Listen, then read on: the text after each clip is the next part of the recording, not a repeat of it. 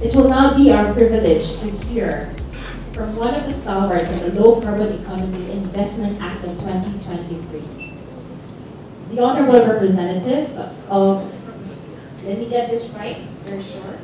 The Honorable Attorney Ana Victoria Veloso Tuazon, Representative, 3rd District of Leyte, and co-author of the Low Carbon Economy Bill, to deliver our opening keynote for the day.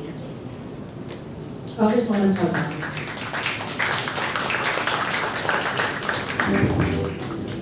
Good morning, everyone, and thank you for inviting me to share updates on the Low Carbon Economy Bill, the substitute version of which passed at our Climate Change Committee last August 6. And we anticipate its referral as well to the Ways and Means and Appropriation Committees of the House of Representatives. The bill, which I'll refer to as LCE for brevity, deals with decarbonization aligned with the Paris Agreement goal of keeping global temperature well below 2 degrees Celsius above pre-industrial levels. The Philippines doesn't have a formal net zero commitment, but in establishing a whole of nation, whole of society, and whole of planet approach to low carbon, the LCE should be viewed alongside policy instruments recently released also by the Climate Change Commission.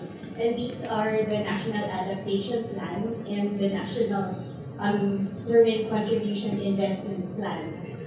The NAP, the National Adaptation Plan, forms the cornerstone of long-term climate change planning geared towards a low-carbon, inclusive, sustainable, and transformative development path for the Filipino people. And it lists 8 sectors.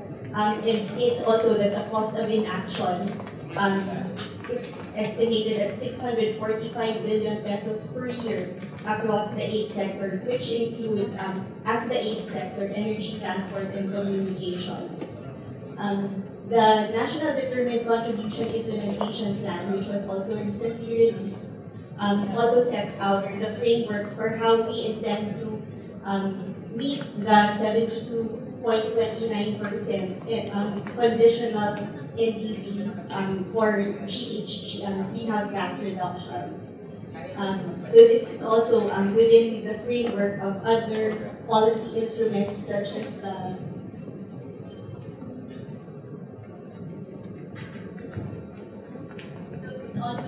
should be viewed also against other policy instruments like the National Framework Strategy on Climate Change, the NCCAP, the National Climate Change Action Plan, the National Climate Risk Management Framework, and the Philippine Development Plan, which has a chapter dedicated to climate change, enabling a low-carbon economy transition.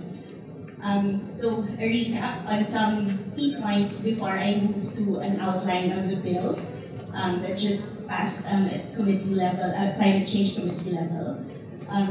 So to underscore the necessity and urgency of adaptation, Congressman Joman Alba, the Technical Working Group Chairman, reminded us at last at the committee meeting that we have 2 choices, action and inaction.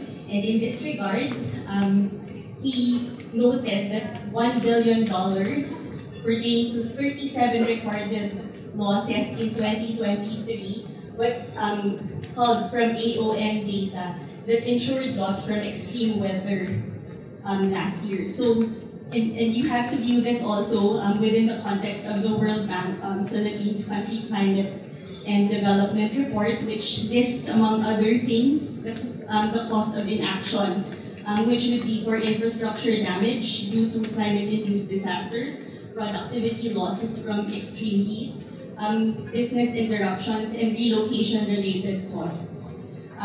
The country report also notes that MSMEs constitute more than 95% of establishments in the Philippines, and they often lack resources to invest in climate-benign technology. So perhaps this is where the private sector can come in. The National Adaptation Plan lists as 4 climatic impact drivers that are most critical to the Philippines' vulnerability.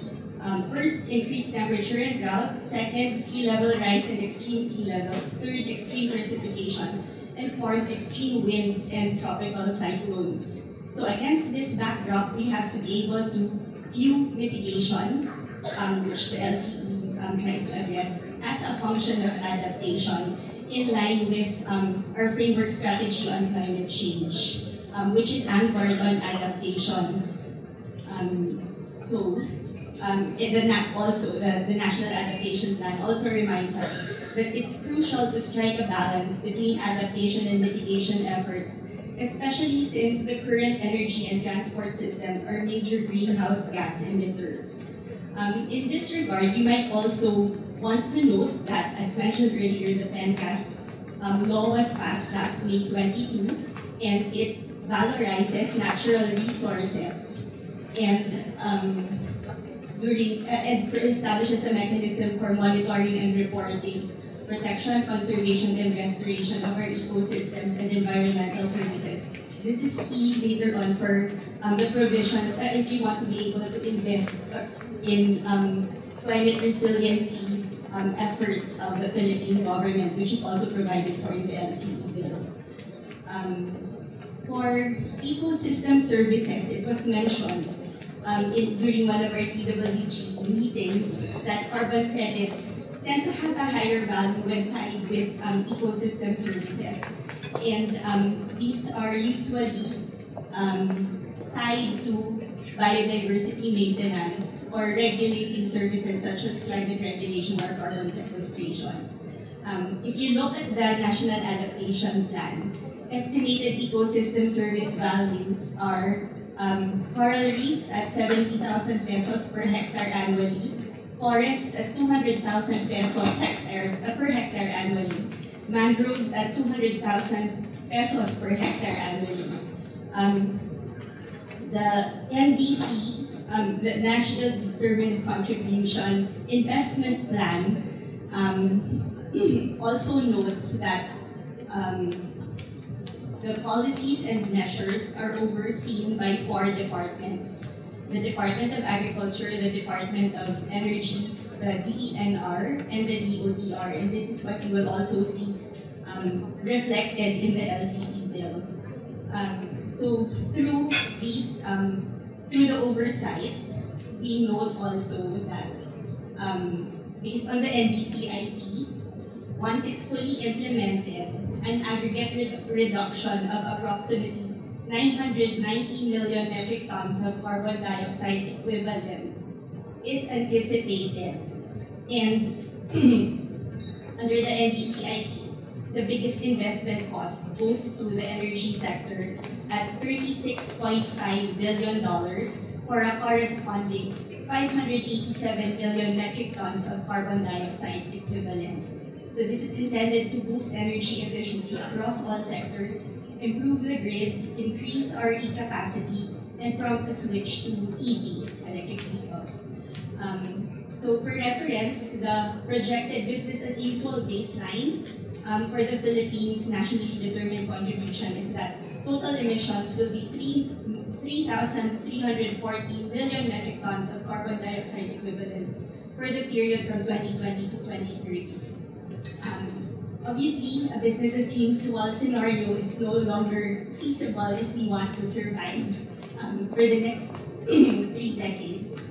And the National Adaptation Plan notes that under a fossil fuel-dependent scenario, the projected average global warming will range from 4.2 to 5.4 degrees Celsius and will result in productivity loss from extreme heat, annual losses from sea level rise, extreme precipitation, and intense wind and tropical cyclones. Which brings me to the role of the private sector, and which is why we also work hard on the passage of the, or we continue to work hard rather on the passage of the LCE bill, the Low Carbon Economy Bill. The NDCIP emphasizes that the domestic private sector is a critical element in the provision of finance in the support of sector policies and measures, and it cites the importance as well of PPPs, public-private partnerships, which as of September 2023 has 180 projects in the pipeline with an estimated cost of $53 billion. and though there is another maybe $50 billion worth in the pipeline, this data shared by the PPP Center doesn't tell us which portion of the projects contributes to meeting our NDCs, our nationally determined contribution. Inclusive green finance is incentivized in certain sectors based also on the present regulatory framework, which brings me to why we need to pass, why we continue to need to support the LCE bill. This is how we hope to pursue further decarbonization through institutionalized measures already adopted by the Climate Change Commission and the other regulatory agencies that have oversight on our decarbonization goals. So we hope to be able to build a national action plan with a national greenhouse, institutionalizing the greenhouse gas emissions inventory and the National Integrated Climate Change Database and Information Exchange System, which are already, which still need to be updated and further refined so that it reflects real-time changes. We also, the decarbonization pursued through the LCE bill also hopes to establish a monitoring, an MRV system rather, for mitigation outcomes to track economy-wide impacts of mitigation action through the National GHG Inventory and provide for ITMOS, the International Transfer of Mitigation Outcomes in accordance with the Paris Agreement. Further, this bill is how we hope to get the private sector to decarbonize and invest in viable and cost-competitive low-carbon investments, and more of this will be discussed. I'll discuss this later. Also to enable investments in compliance. The bill addresses potential economic costs of decarbonization by giving covered enterprises in covered sectors 3 options. The first option is to work within their value chain by investing in their own low carbon projects to reduce emissions. The second is to invest beyond their value chain, so they have the option of pooling resources and investing jointly.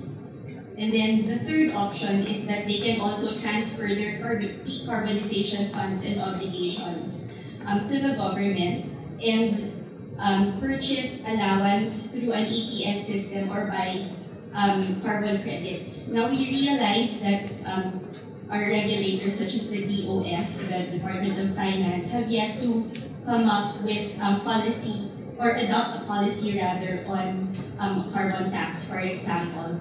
And so this bill is more of a framework bill to provide for, just in case the policy direction is geared that way. I understand also that the DOF is still awaiting the results of a study that will show how much, what the inflationary effect of a carbon tax will be.